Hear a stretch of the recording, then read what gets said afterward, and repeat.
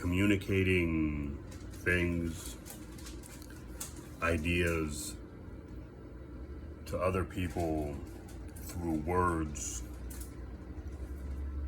is a difficult thing to do.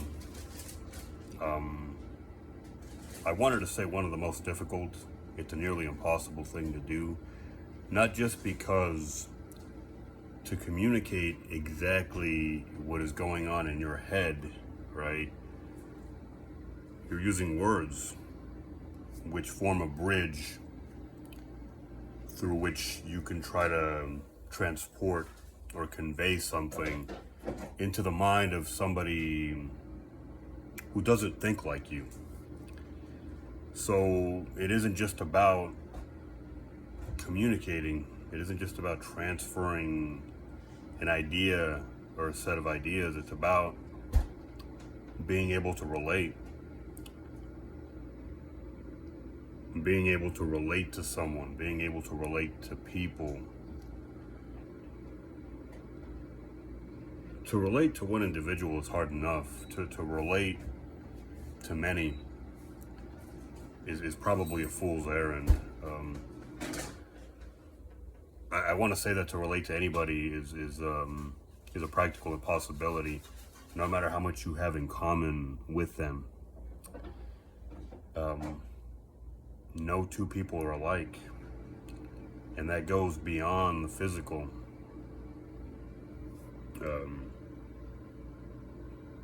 Sorry, hold on a sec.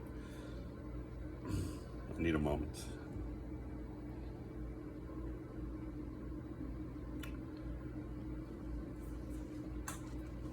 No two people are alike. That goes beyond the physical. And really, it's a separate idea. You know, we're all physically different, but we're also all built different mentally, psychologically, emotionally, in a way that just doesn't transfer from person to person. We're too different.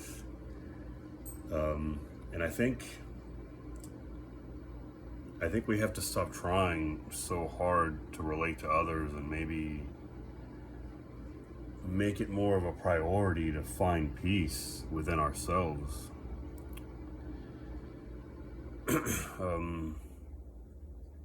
It's hard, you know, it's hard. I think we look for connection because we think it's going to solve a lot of problems for us. And I understand feeling lonely, but I mean in general, you know, I'm not just talking about a partner, a life partner. I'm not just talking about your friendships. I'm not just talking about, you know, your family, you know, how often you interact with them. I mean in general, nothing specifically. You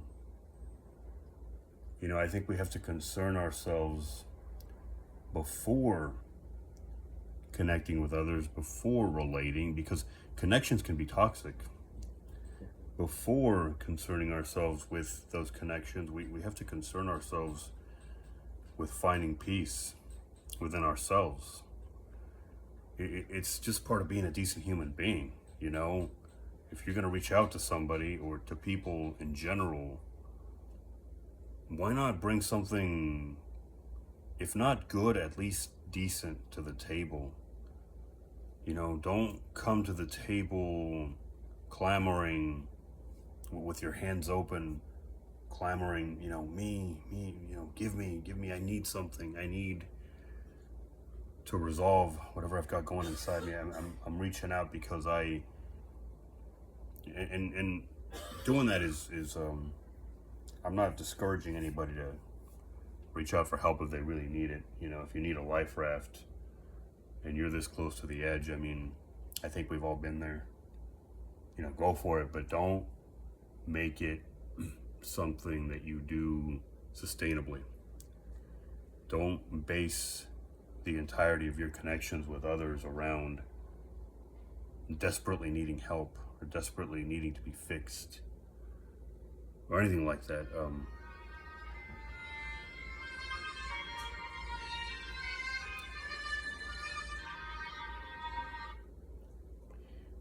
it's okay to ask for help, but part of that decency I mentioned is having something to bring to the table, having something to offer. If all you can afford, hypothetically speaking, is a loaf of bread, then bring that. If all you can afford is a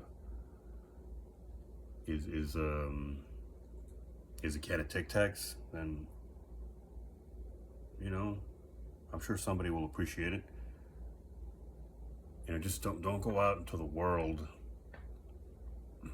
desperately seeking to take.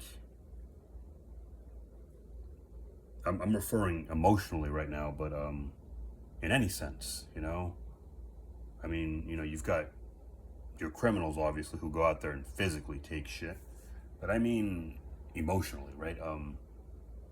Don't drain other people like a vampire because you are devoid of anything of value within you.